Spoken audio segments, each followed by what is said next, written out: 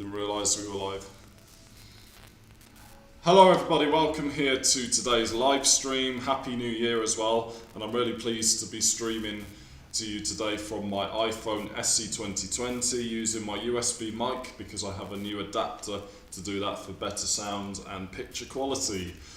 So, hope you all had a nice Christmas and a festive New Year. Today I'm going to be here for a little bit working on Mozart's Piano Concerto No. 4 in G. This is one of his earliest works that he composed as a child, and some of the themes are actually by other composers of that time. So this was more of a composition exercise Mozart was set out by his father Leopold, but this is the first of the first four concertos that really starts to sound more like Mozart, I believe, and you can start to feel and listen to his genius there. So let me know if you're here watching on the replay, if you've heard this piece before or you're new to it. And one thing as well, now you can actually set your video quality to the highest set in 1080, I believe, for a clearer picture in these live streams, and I'm working on getting that also for my stage it performances. And if you'd like to learn more about those, including my March performance of this piece with virtual orchestra, just go to the link below underneath this video for my stage it profile, and you can read my bio there and see all the shows that are scheduled so far for this year. Before I get started, I'm just going to check one thing quickly here. Okay. Excellent. So I'm going to begin now. I'm going to just play through this, stop and fix any parts I need to, and talk a bit about it. So the piano comes in after a short orchestral introduction where the orchestra played the opening theme, and then the piano plays the same theme. So here we go.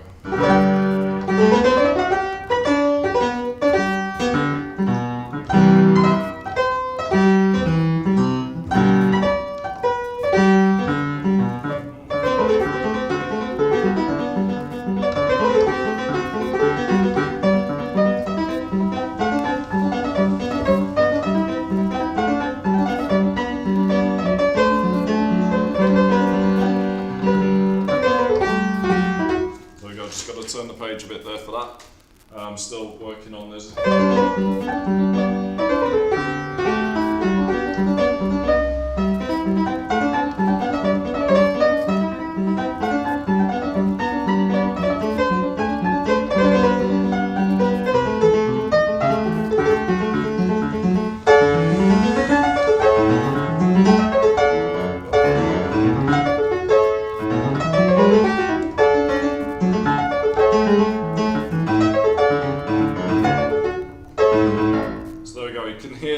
It's got the typical classical form, starting in G, and now we're into the D major parts. I'm just going to backtrack a little and play parts of that slowly again. Let's go from here.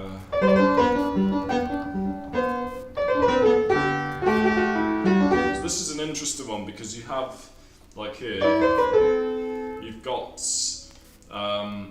semiquavers against triplets here, so the left hand's playing this and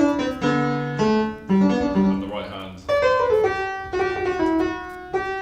Now I've heard some different versions of this, some different recordings, and sometimes they change the quavers, as we call them, to crotchets. You get this. I guess that's a thing that you can alter.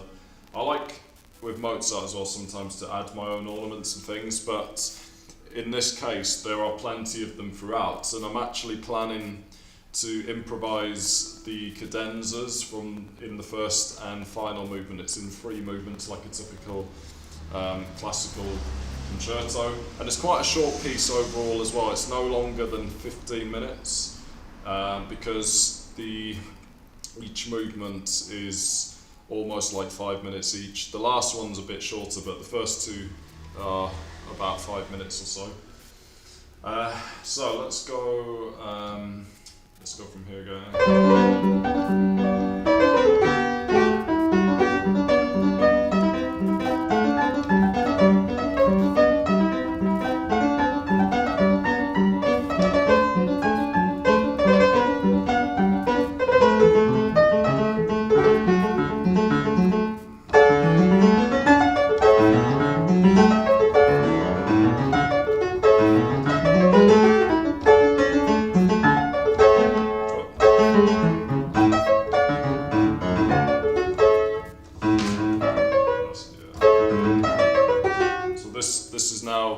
the second theme in D major. Let's go on.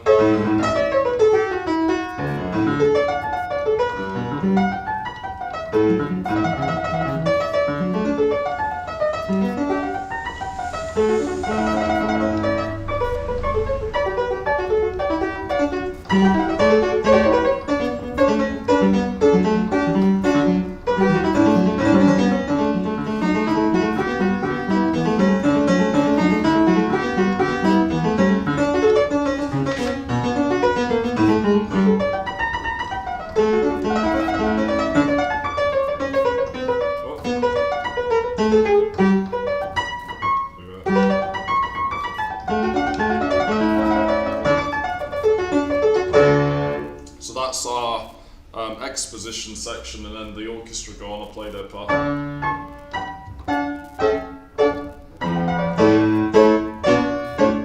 These woodwind parts. And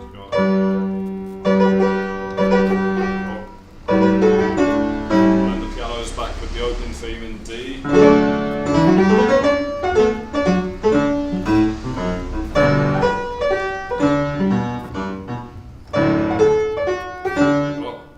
Simple arpeggios or not.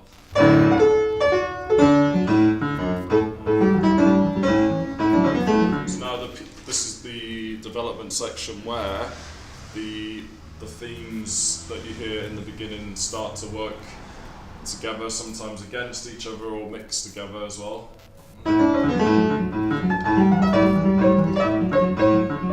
So this is one part where it's written like this. Rhythm, but I've heard it played so that leading notes, the C sharp to D, is suspended a bit longer. It's just individual choice really how we play that as well. Let's go on.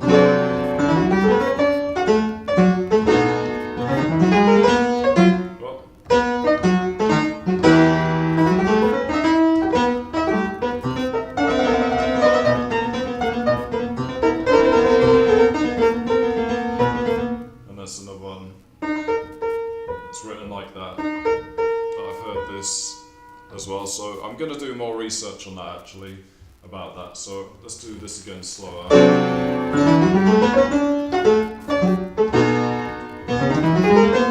let's go on.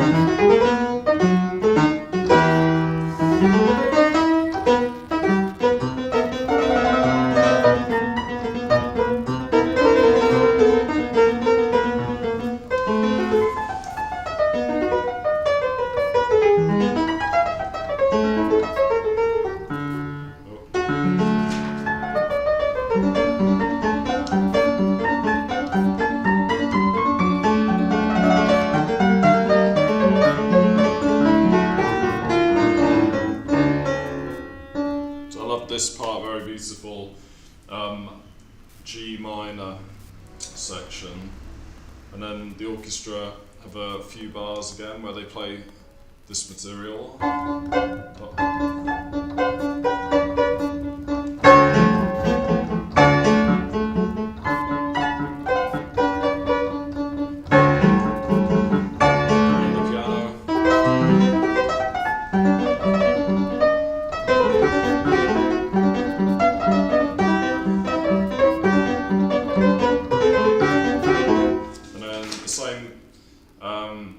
The same melodic material but slightly varied again.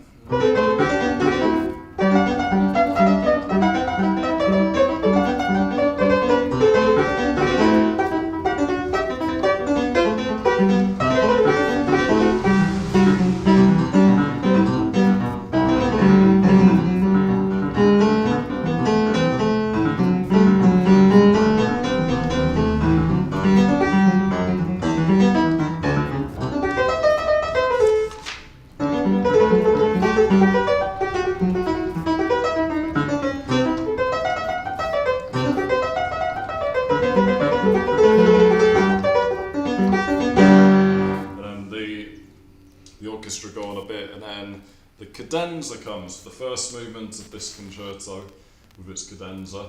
Now I'm just going to check very quickly here the live stream, because this is the first time I've used my iPhone with the new microphone, and I just want to check everything is running smoothly. I can see any comments as well.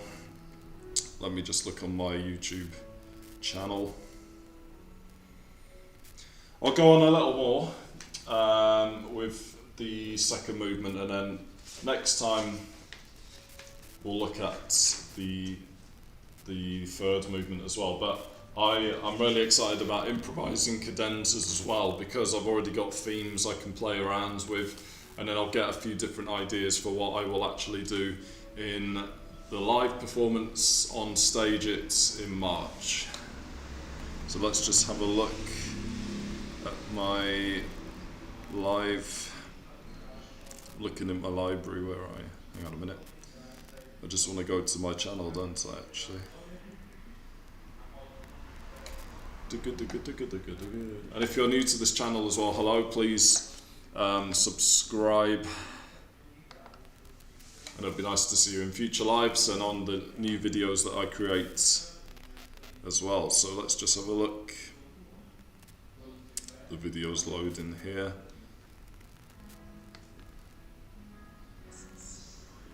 Okay.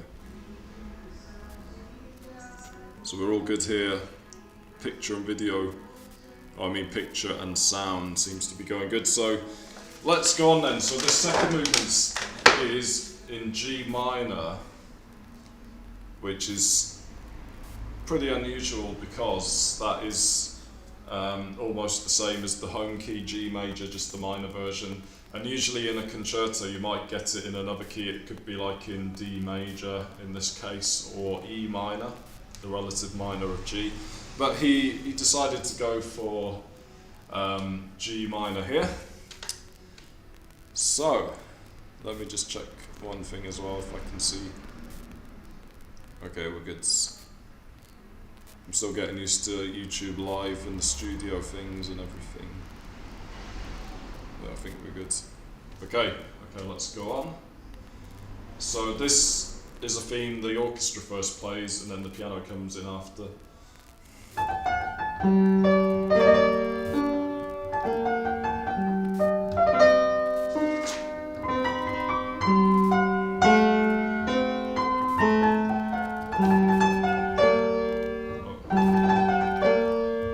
So let's start that again. It's really beautiful, very sad, really, in a way, mournful, I think.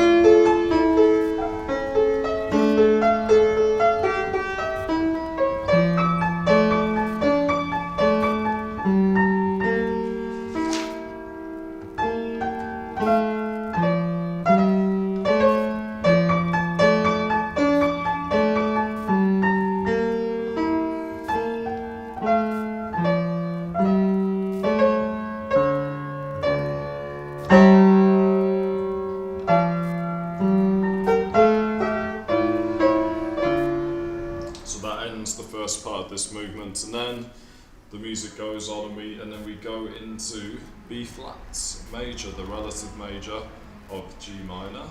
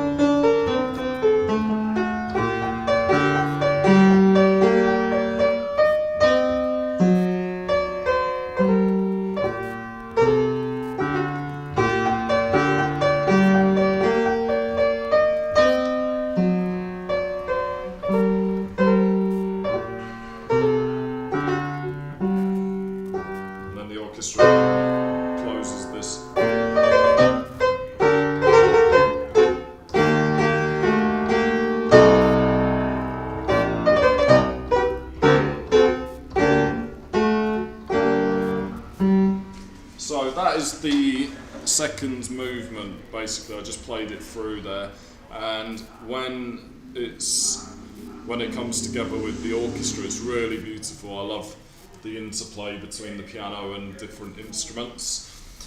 So I will actually go on to the third movement, see if we go through most of it, if not all. And again, thank you to everyone who's just joining this. Please, if you like this, give it a like and leave a comment below. And if you're watching live as well, feel free to comment. Sometimes the comments don't work here, but I believe that they are okay today. So let's see. I think we're okay. Alright. So let's go on the third movement. So it starts off with the orchestra playing this.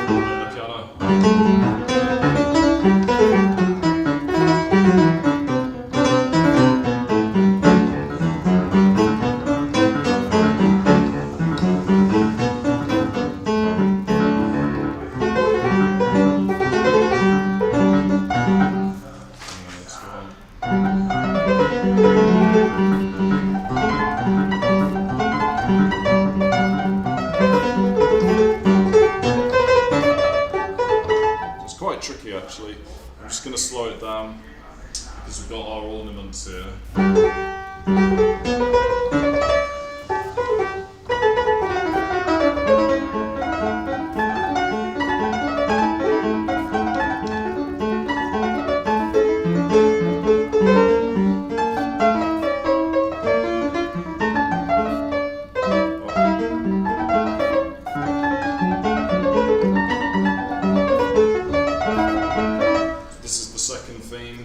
In the dominant, D major.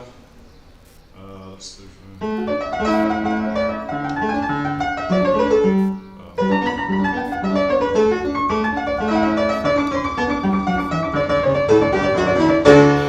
then the orchestra.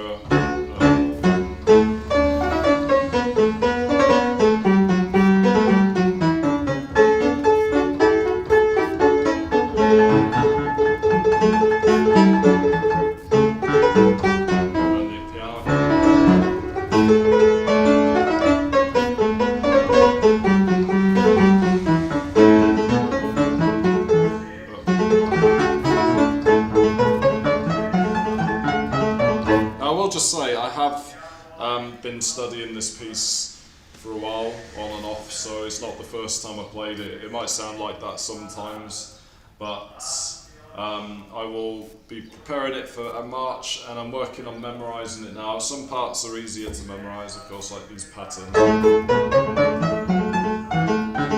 all that.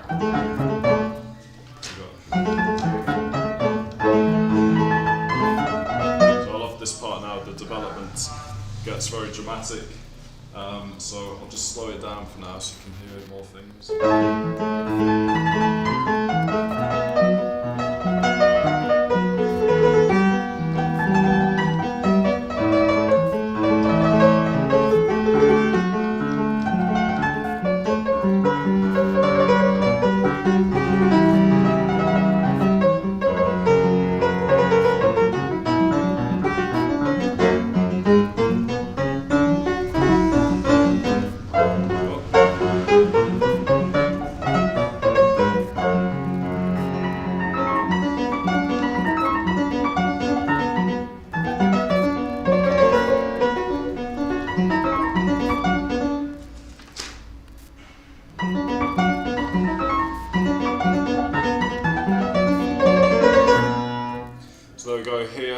The minor version of that theme then. It's very fun to play this one. this.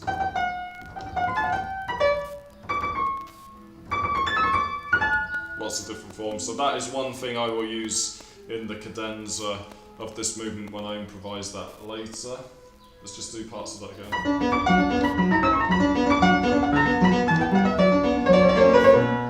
And then here's a very interesting part in the piano there.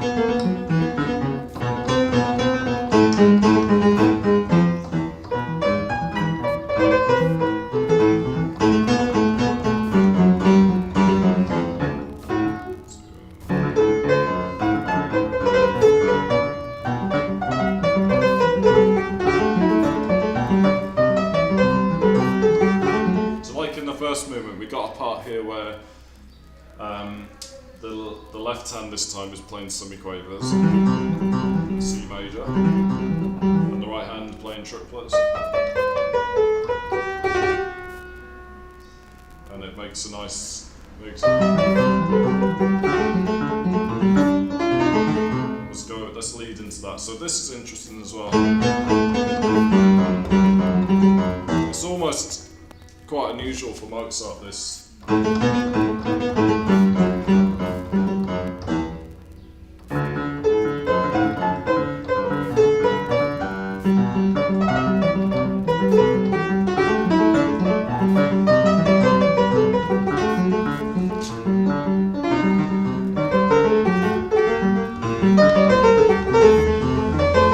Now we're back into G major.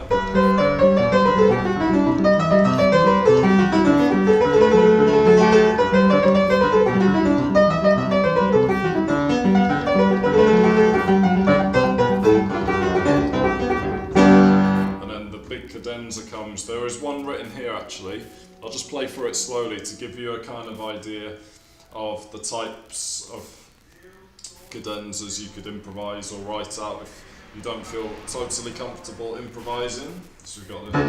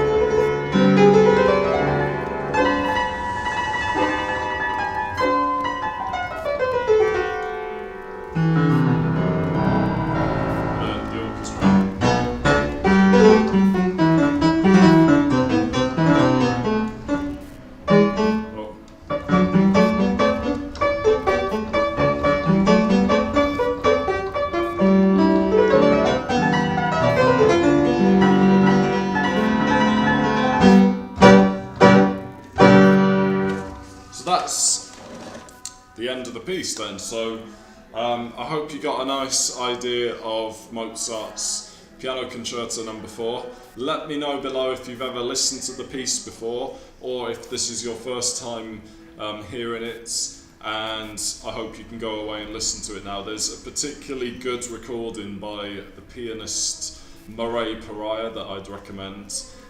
And the cadenzas that he plays, they are very beautiful. I'm not sure if they're his own or if someone composed them for him, but a lot of the Mozart concertos have cadenzas written out, and then some you have to find your own, or in my case I'm going to improvise some.